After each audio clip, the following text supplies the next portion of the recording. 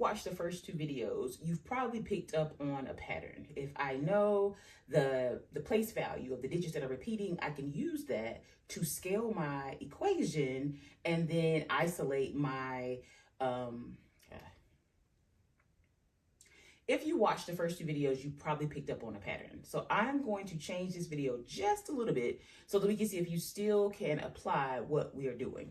So in this case, I want to use which can also be written as. So this is interesting, right? Because it is one digit that's repeating, right? But there's another digit on the other side with that decimal, right?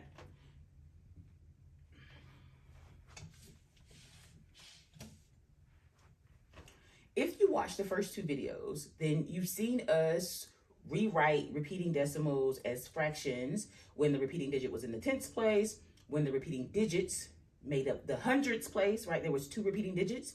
So I'm pretty sure that you can kind of pick up on that pattern. If it was the thousandths, then we can multiply by 1,000 to have a whole number to work with.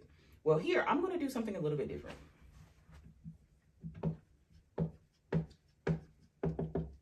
And we know this can be rewritten as where that bar is going to go over the digit that is repeating. So in this case, how do we eliminate the repeating digit when there's another digit here with it? All right, let's see. So I'm going to create my equation. X is going to be equal to my repeating decimal, okay? So what I'm going to do first is I am going to first multiply by 100.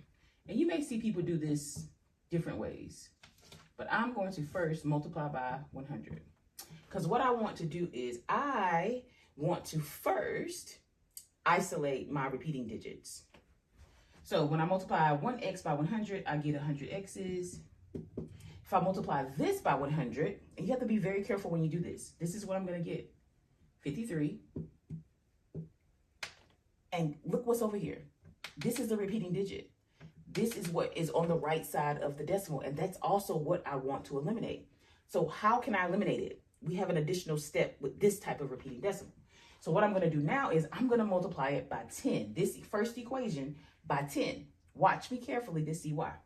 So 1x times 10 gives me 10 x's. So if I do that to this side, I also have to do it to the right side. So that's going to give me, why do you think I multiplied it by 10? Well, because the objective is for me to eliminate that repeating digit. In order for me to do that, I have to get an amount that would allow me to subtract and eliminate it. You see that? Okay. So now let's subtract. I have 100 x's minus 10 x's. That leaves me with 90 x's. Okay. Then when I subtract over here, these are the same.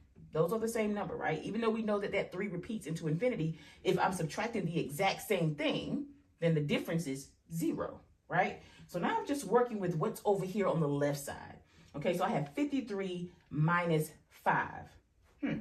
53 minus 5 is 48. Okay, 53 minus 5 is 48. So I have 90 groups of x, but I only want one group. So I'm going to divide both sides by 90. So now one group of x is equal to 48 90ths. So now I want to think about, can I simplify this? I think I can. I'm going to try to simplify this by 6. Let's see what we got here. 48 divided by 6 is 8. 90 divided by 6 is 15. So this repeating decimal can be represented as this fraction, 8/15.